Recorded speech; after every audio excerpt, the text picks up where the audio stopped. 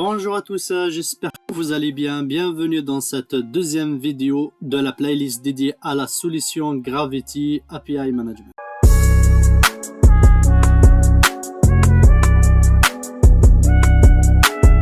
Si vous découvrez par hasard cette chaîne et que le contenu de la chaîne vous plaît et vous intéresse, n'hésitez pas pour m'encourager à vous abonner, à liker, à partager avec vos réseaux et à laisser des commentaires, car ça va aider à faire plus connaître la chaîne. En tous les cas, je vous remercie pour votre soutien, c'est vraiment important pour moi. Ceci dit, dans la première vidéo, j'avais présenté quelques informations techniques sur l'architecture et l'installation de la solution Gravity API Management. Dans cette vidéo, on va voir comment paramétrer notre première API d'une manière la plus simple via la console d'administration, puis consommer cette API au travers de l'API Gateway de Gravity.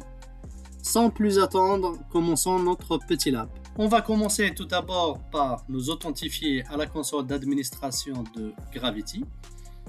Pour faire cela, donc, Gravity est disponible sur le port 8084. Donc, je parle bien de la console d'administration et non pas de la console de développement. Donc, si je fais entrer, donc j'ai la mire d'authentification. Donc, le username, je vais mettre admin et le mot de passe admin pareil. Donc, je vais me connecter.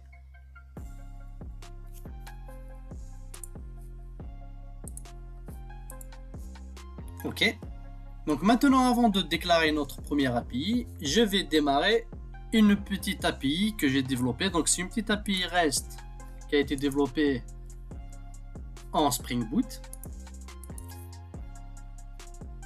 Donc, je vais aller dans mon workspace Eclipse. Donc, Eclipse. Ok, donc elle s'appelle Card Service. Donc, le projet s'appelle Card Service. Donc, je vais aller directement dans le target. Et à ce niveau-là, j'ai mon jar qui a été généré, donc qui a été compilé. Donc, maintenant, ce qu'on va faire, c'est démarrer ce jar. Donc, c'est un projet Spring Boot. Donc, pour le démarrer, il suffit de faire un Java jar Card Service. Et je clique sur Entrée. Et mon projet Spring Boot va démarrer.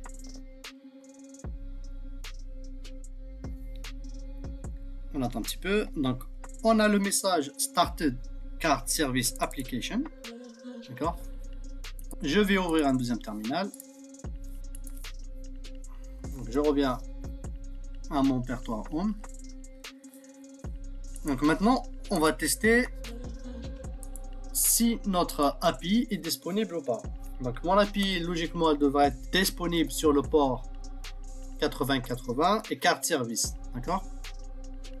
Je fais entrer. Donc, mon API répond bien. Donc, elle me retourne un numéro de carte. Donc, qui est 1, 2, 3, 4, 5, 6 jusqu'à 10. D'accord. Donc, on passe bien via l'URL get cart number. D'accord. Donc, maintenant, on va déclarer notre API. Donc, pour faire cela, je vais faire un add API. D'accord. On peut importer directement notre API. Donc, via un fichier de configuration. Donc, qu'on peut extraire d'un Swagger description file, etc. ou un WSDL. Nous, ce qu'on va faire dans cette vidéo, c'est de la créer directement via le API Creation Wizard. Donc, je clique sur Continue in the Wizard. Maintenant, j'ai plusieurs étapes. D'accord. La première étape, c'est général. Donc, je vais commencer par lui donner un nom. Donc, à mon API. Donc, je vais mettre Card Service. D'accord. Une petite description. My first API.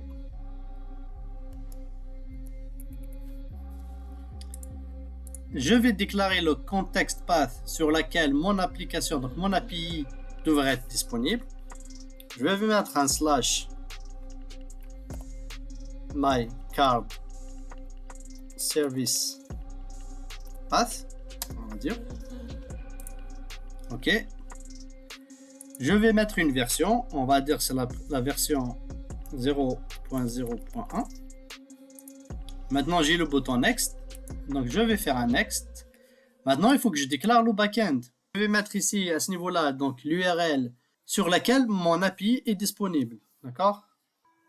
Donc, je vais mettre un HTTP. Donc, du coup, là, je vais prendre l'adresse IP de ma machine.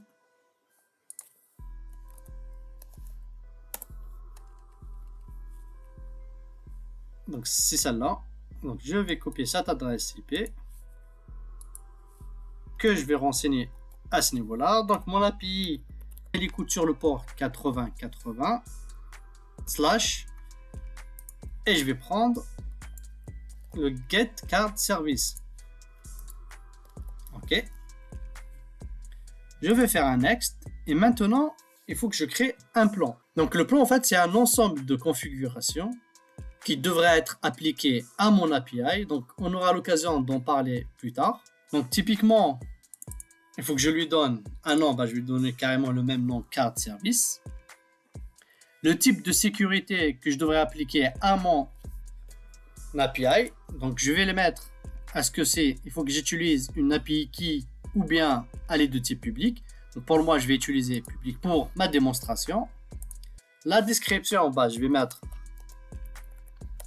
my first plan for my card service. Ok. Donc, je vais faire un next. Pour le moment, je ne parle pas des autres fonctionnalités, mais je vais mettre les informations de base, donc obligatoires. D'accord? Pour cette démonstration, on aura l'occasion de découvrir les autres fonctionnalités dans les prochaines vidéos. Donc, je vais cliquer directement sur Next. Et maintenant, il me donne si on veut rajouter de la documentation, typiquement du Swagger, etc. Pour le moment, je ne vais rien importer. Je vais cliquer sur Next. Et j'ai un petit descriptif de toutes les informations que je viens de renseigner dans toutes les étapes précédentes. Donc, ce que je vais faire, c'est create un start API. Donc, je clique dessus. C'est en train d'être traité. OK. Maintenant, si on regarde bien mon API, donc elle est déclarée et je vais voir si elle est publiée. Donc, elle n'est pas encore publiée. Je pourrais la publier. D'accord? Je vais faire publier. OK, publish. OK. Donc, général, j'ai my card service path sur laquelle mon API devra être accessible à travers mon API gateway. D'accord? Mon backend de service, elle est là, elle est à ce niveau-là. Donc, elle est déclarée ici. Donc, pour le moment, on a fait le minimum qu'il faut pour déclarer une API au sein de Gravity. Donc, on va essayer de faire le test pour voir si notre API est accessible via ce path-là. D'accord? Donc, via my card service path. D'accord? Donc, pour faire le test, j'ai toujours mon API qui est disponible sur le localhost 8080. Donc, ça, c'est le port de mon API. Et maintenant, si je fais un test avec Gravity, je vais faire un HTTP localhost. Par contre, si je regarde mon API gateway, ma gateway, elle écoute sur le port 8082. Donc, c'est ce port-là que je vais utiliser. Donc, c'est le port 8082. Et le path et le context path, je vais plus utiliser get card numbers. Par contre, ce que je vais utiliser,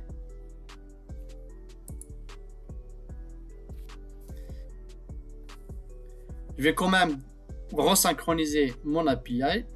Je vais cliquer sur Deploy your API.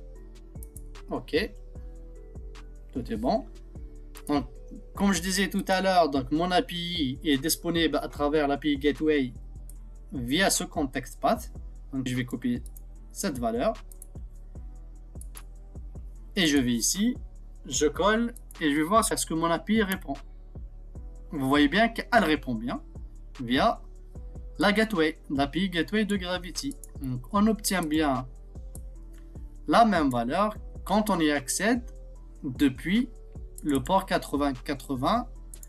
Donc ça, c'est le port où mon API écoute en local. Donc voilà, on a déclaré notre première API via la plateforme Gravity API Management.